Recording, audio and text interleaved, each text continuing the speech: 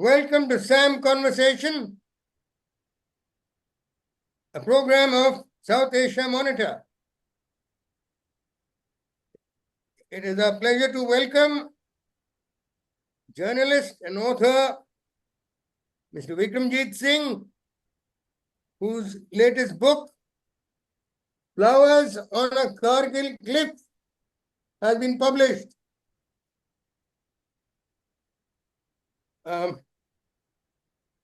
It's a very touching and catchy title for something which happened in 1999, and it was a very intense conflict. He has this book in 3 parts. The first part is Kargil War, the second part is Kashmir, and the third is Beyond the Kargil Horizon. Mr.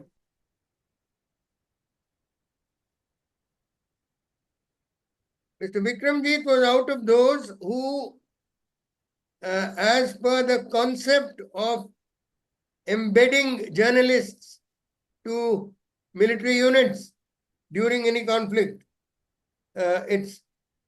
the terminology and idea is American. It was tried in a few cases. In the case of Indian Army, as far as the Kargil conflict is concerned, the Kargil, I call it a conflict because it's not really a war. It was an intensification of what has been happening in Jammu and Kashmir for ever since the late 80s.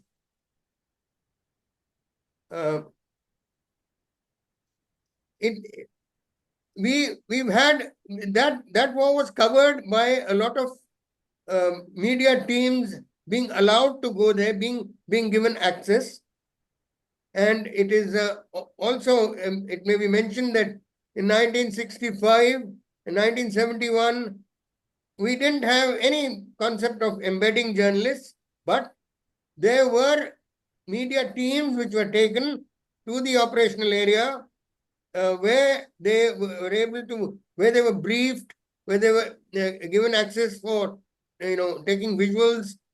And it was, as per the technology of the times, the 65 and 71 wars were covered fairly, reasonably.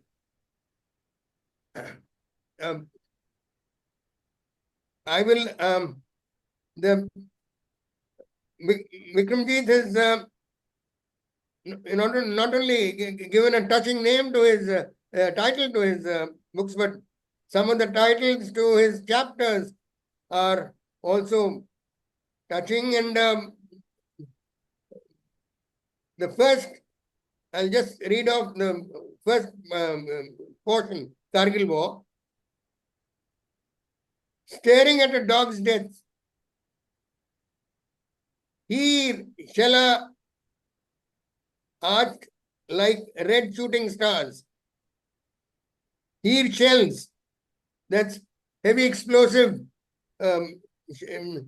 shells arched like red shooting stars. The shine, the flash in the Pakistani eye, a shine that flashed in the Pakistani eye. Nameless graves under the snows, rusty peaks in lusty letters, irises in a park bunker's shadows. I will request Mr. Vikram Jit to give briefly his impressions of this war, because this is one which he saw up close. And I must also mention there's an excellent foreword written to this book by Major General Raj Mehta, who was commanding Rashtriya Rifle sector during that war. Mr. Vikram Jit. Thank you, Colonel Bhat, for a very eloquent preface or introduction to my memoir of Kargil and Kashmir. I think the very basis of my memoir is that I was fortunate enough to be there at the line of fire. You know, what is called a combat journalist. Initially in Kashmir for about 1.5 years, and then in Kargil, where I went up twice to the troops into high altitude. Now, the other journalists, I think the only thing that I need to distinct is that the other journalists were in the valleys, whereas the battle was on the ridges. So they were close to the war, but they were not inside the war. So, so when I went up with the troops, I stayed the night with the troops at 15,700 feet during the war on point 4812 on the Khalubar region Batalic, which is a very well-known battle, the Khalubar battle, fought by the 12 Jacklai, the 111 Gorkha Rifles, the Ladakh Scouts, the 22 Grenadiers. You know, that really broke the spine of the Pakistani intrusions in the Batalic sector. And before that, I went up with 18 Garhwal Rifles up the Tololing Nala to point 4700, where we were exposed to Pakistani fire because they were dominating the approach up the Tololing Nala. So we were shelled by the airburst shelling, you know, which explodes in the air above you and showers you with shrapnel. So that was another, experience that I had with the frontline troops. But beyond Kargil, this is a question that I've been raising for the last 25 years. And I raised it within 2 weeks of the war's commencement in May 1999. And my fundamental question was that how did this invasion occur? This kind of an invasion over nearly 200 kilometers of the LOC, at some points 11 to 13 kilometers deep, would not have been possible without a buildup which took place over the last 7 to 8 months. And I have produced evidence in my book to establish this. During the war, within 2 weeks of the war, I had put up an article in the Indian Express pointing out to the, why this thing had occurred. What could have been the, the lacunae of higher command? What are the failures of higher command? So I was an embedded journalist in Kashmir, in counterinsurgency, with numerous battalions. In Kargil, embedded with 18 Garhwal Rifles, 12 Jack Light Infantry. But I was not like the American embedded journalists. I maintained my independence and a critical view of higher command failures. And as in the book, which the chapters which you have read out, there are stories of love and loss, of love and death. Because war is a profoundly human experience. It affects us very dramatically. It leads to huge collateral damage. It leads to a vacuum in so many families' lives, which can never be fulfilled. The children who have never seen their father, the widows who died, whose husbands died so young, they'd hardly known him before he gave his life in battle. The parents, sometimes had loggerheads with their daughter-in-law after the war over money, and so the collateral damage of war.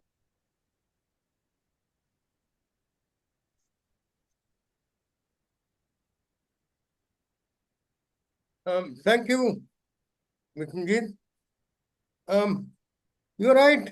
You brought it out that it was a war, a conflict to which we reacted easily 8 months or so late. There was a diary of a young officer of the Pakistan Army named Lieutenant Mazullah Khan Sumbal.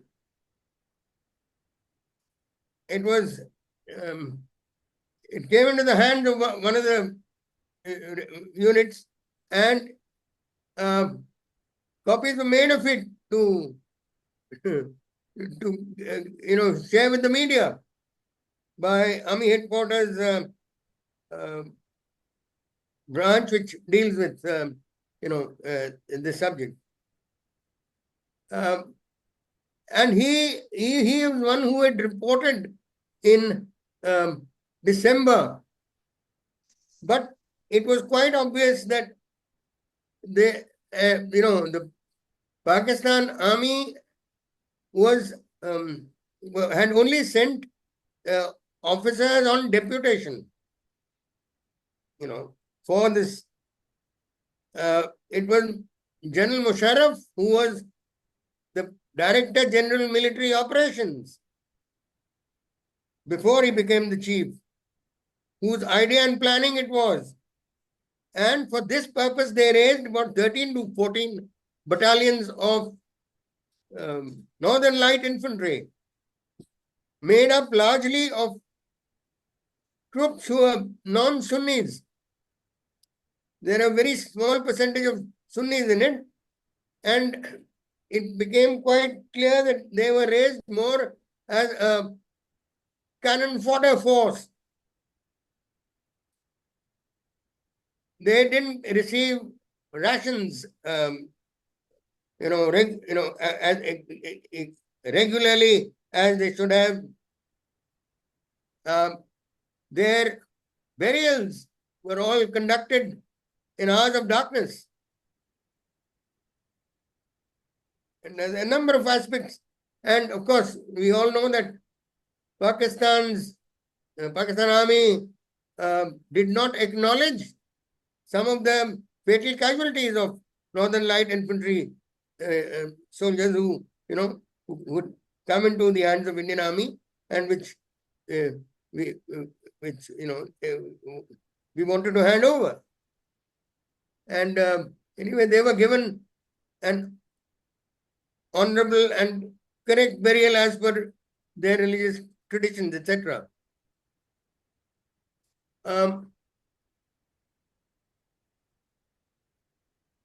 Although this war was covered quite, before that, I think I'll request Mr. Vikram Jit to get on to his next chapter, Kashmir, the chapters of which are Death Before Dawn, A Rustle in the Autumn Leaves, Pandit Blood, and Safiapura Snows. The blunting of armed men. The hunting of armed men. No kills. Where is the story? And lastly, ducks tumbled from Kashmir skies. Go ahead, Mr. Vikram Jit. Well, Colonel Bhat, when I landed in Kashmir in 1997, October, I was a very curious young man, and I was not satisfied with the newspaper headlines as reported by journalists. So when I would read a newspaper headline from Kashmir that there's been an encounter in, say, Sopore, and 4 terrorists have been killed and 1 army soldier has put down his life, I wanted to know how exactly it happened. What happens when, they open fire on each other? And how much of a stiff fight do the terrorists give? What happens to the terrorist body when it's pulled out of the burnt house? What are the remains like? So I wanted to be there when the bullets fly. To that effect, I put in a request to the Corps Commander in Srinagar, the 15th Corps Commander, that when your troops go into battle in Kashmir, I want to be with them in the front line, in the inner cordon. I don't want to be outside in the 3rd cordon where the brigade commander or the commanding officer is. I want to be where your sepoy or your rifleman is facing the flak. Because only then will I know and be able to write with a very high degree of authenticity what happens in an encounter in Kashmir. Fortunately, my request was heeded by the Corps headquarters, and I was given permission numerous times to be with the troops in operations. So I was with them for 3 days at a go, 2 days at a go. I climbed mountains at night with them, including the Safapur operation, which you've just mentioned. The Safapur operation was launched by 70 Brigade, Infantry Brigade, to nail the 6 Pakistani killers of the 23 Kashmiri Pandits of Bandhama who were shot on January 23, 1998. The challenge to my reportage was to reach the operational site in time before the action got over. And for that, the army did not provide me with a convoy. I had to reach the site myself. Whether I took an auto rickshaw, I took an auto rickshaw to reach the Safapur operation.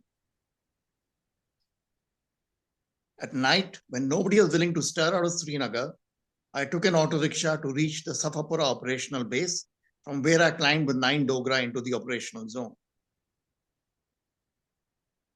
So once you're into the operation, then you are with the troops. Then you are fired on from anywhere. You don't know where the fire is going to come because a Kashmiri house has so many windows. The initiative is with the terrorist. He opens a window and he lets off with his automatic rifle. And so the first casualty is the troops. So I've seen that all with my own eyes. I've flung myself into ditches, trenches, what you call the proverbial trenches. I've rushed into a barber's shop and locked that door from inside because the terrorists were firing from outside. So I have been fired upon by a Pika, the belted universal machine gun, in the open fields, because he was sitting in a hut and I was with a section strength of the 1 Naga approaching them in a village called Gund Rahman, which is about 20 kilometers from Srinagar. So I think what my book, now when people read my book, what they tell me, the feedback is that we see Kashmir, we see what soldiers go through with a different perspective. So when they read now a little item, a soldier dies in action in Kashmir, they see it differently. Because behind that little paragraph of a soldier's death is a huge operation. Searching in one operation for 3 days, a full infantry brigade was searching 200 houses. So all this I put into my book with the bottom line or the essence of it, that it's not just about gallantry, it's not just about death or glory or in Kashmir. Kashmir is a lethal operation. And it is very frustrating because you can hunt terrorists for 3 days, 4 days and not get anything.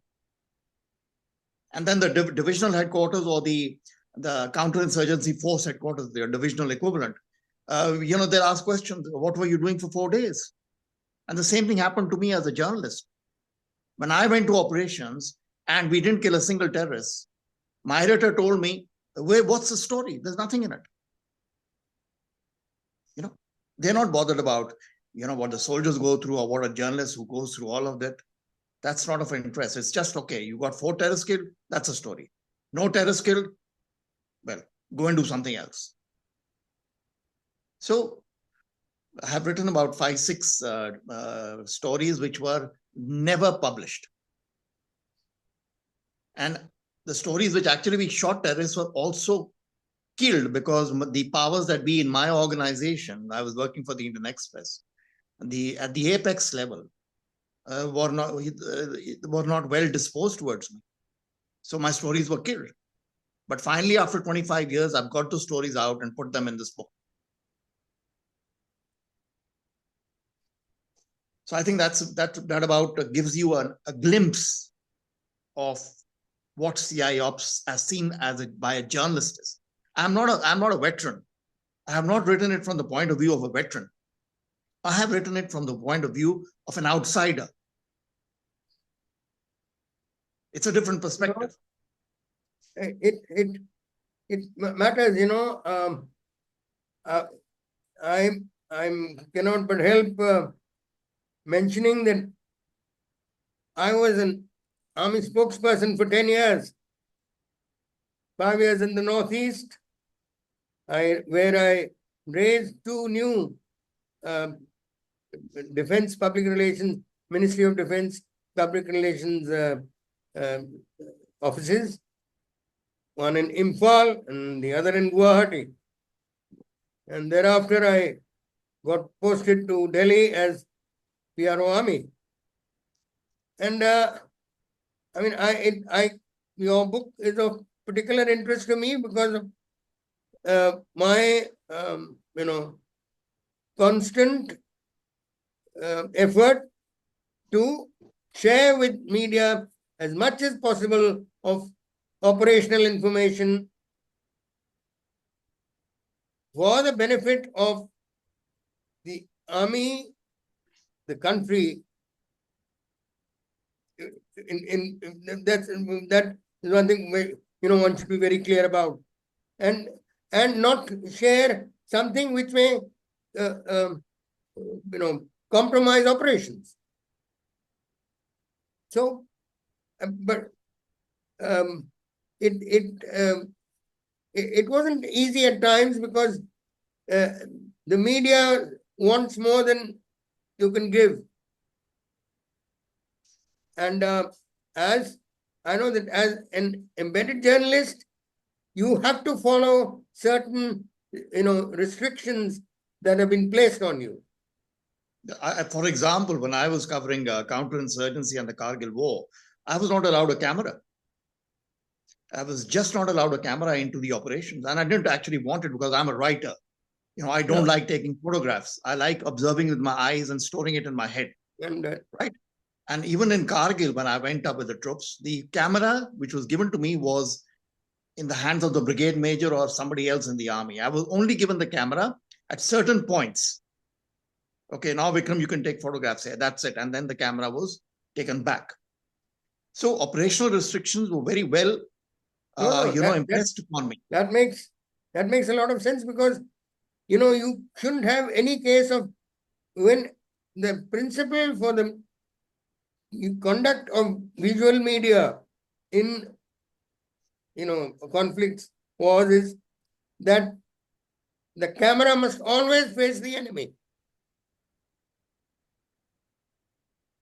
It must not, at the time of when a hot conflict is on, when a hot engagement is on, it must not face your own side. Facing your own side can be done at any other time, when the battle isn't on. There are certain very interesting aspects of showing a soldier's life when the bullets aren't flying also, because they're not flying 24 hours, 24/7 indefinitely. But it is, the person, the officer conducting media has to be very careful because during the Kargil operation, there was one case of a camera getting, a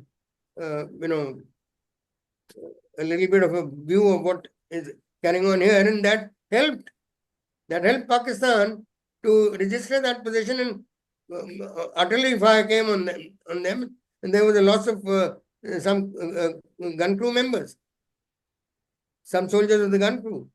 Well, actually, Kargil, the media was completely a novice in covering conflict close to the war. And so, media was all over. And at one point of time, the army banned the media during the war. And then they again relented and got the media. So I think there were going to be hiccups or, what you call malfunctions in the media's approach. But overall, if you take the larger perspective, the media was a force multiplier in Kargil. It exposed the Pakistanis that they were not a Fedayeen or a freedom fighter, invasion of Kargil. They were regular army soldiers, and India was fighting a righteous battle. And had international opinion not come on to our side, we would have fallen into the Pakistani trap, because the international opinion would have sought a ceasefire at the altered line of control. And today, fortunately, the line of control that Pakistan wanted to effect on ground in Kargil is now a string of graves of Pakistani soldiers left behind by the Pakistani army. And I think it is very dishonorable that an army has not taken back its soldiers. Till today, Absolutely. 244 Absolutely. Pakistani soldiers lie. Which army in the world will disown its own men? Disgraceful. It's disgraceful, Anyway, let's come to your third part, the third and final part of your book. Beyond the Kargil horizon, the chapters are: she waited 2 years, he lay dead in a Kargil cave. His memories will end only with my pyre.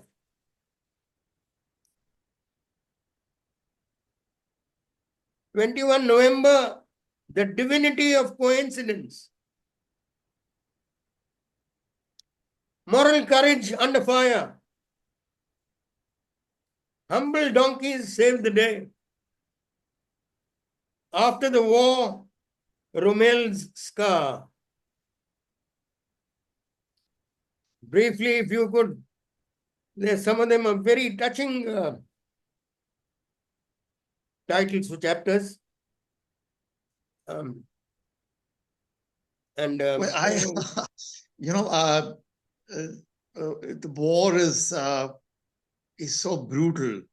It does inflict such brutality upon the human emotional self that, words fail you.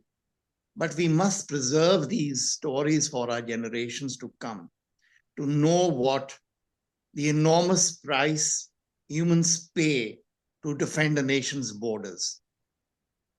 So I have collected stories from the war which will move people and see the human side of soldiering. For example, take Kumari Shrestha, the widow, who refused to acknowledge or accept that her husband had died in action. She said, if he is dead, show me his body. And they couldn't show him, couldn't produce the body because he was missing in Kargil's crags and boulders at enormous heights. Yes, so yes, For 2 years, this very brave and very lady of great self-belief kept applying sindoor to her hair, and her nuptial bangles kept tinkling on her arms. There are some bodies of, soldiers who died in the 1962 India-China war, which are probably, in the snows, well preserved. Over the years, few of them were recovered because of maybe the, climate effect of snows melting. But the point about this lady was that she was a lady of not very substantive financial means, but she refused to accept the compensation on death. She said, he's not dead. That is the character I am highlighting. It's not about a missing soldier. There have been missing soldiers in many wars, and they're still missing.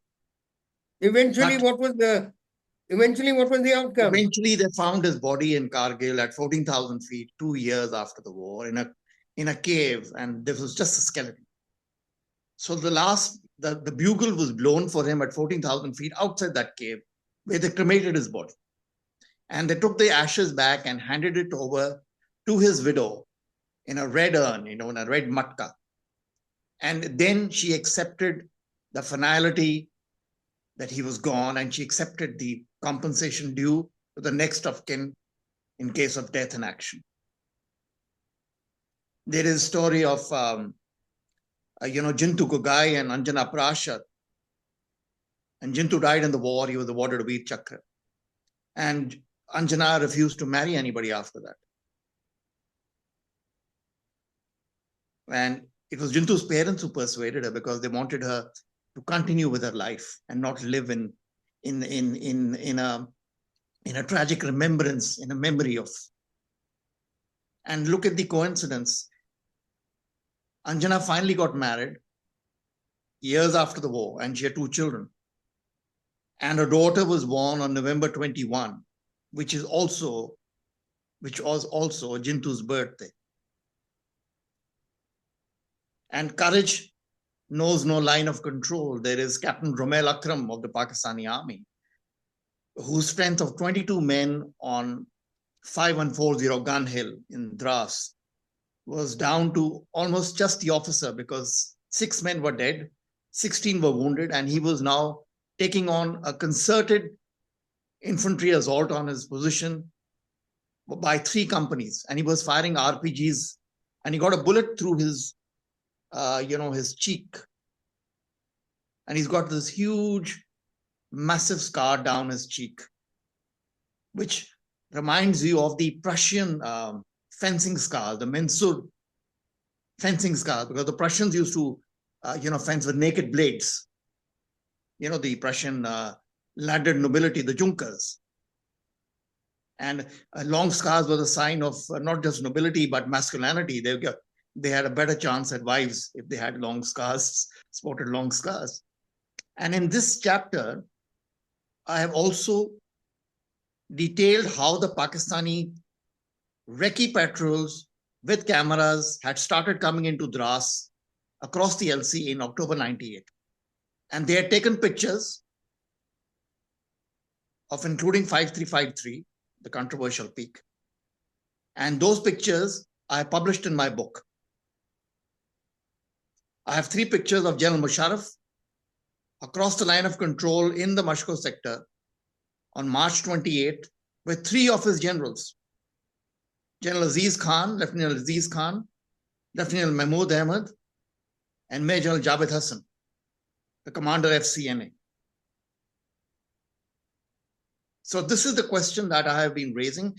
And my concern after years of covering war and defense reportage is that the strategic challenge to India is coming in the high mountains. Whether it is guerrilla warfare, limited conflict, gray zone warfare. We've been surprised in Kargil, we've been surprised in Eastern Ladakh in 2020. So if we do not heed the truth about what happened, what were the factors which led to those incursions, we would be again surprised one day, and we will pay a very heavy price for surprise. Our young boys, our young officers, our soldiers will again pay the price. Their families, their children, their widows, their mother and father. And I don't want that to happen. Anyway, thank you, Vikram Jit, for very interesting thoughts that you shared. And you have a very military look yourself. Is it because of you have a impressive handlebar mustache? Did your association with the army motivate you or whatever? No, I think it's just I like those mustaches, and I had them long before I went to Kashmir. And I like them. I was a hunter before I, gave up hunting. So, so I used to. I thought hunting birds and animals is so unfair. And if I have courage in me, I should go and test out against people who can hit me back good and hard, which is the terrorists or the Pakistani army. If I am a shikari, I should do the real shikar. Yeah. So that's why I went. One of the reasons I went to Kashmir. Only beware of anti-shikar activists. No, I don't shoot now. I'm a conservationist. I used to do it a long time back. You know what I mean. Anyway, that's why I said I gave up shooting a long time back, and I went to Kashmir. And if I'm a shikari, I should do the real stuff. I should take on somebody who can hit me back good and hard. Anyway, you did your share of soldiering, and thank you very much. A pleasure. All the best. Thank you very much. A pleasure to be with you, Colonel Bhat.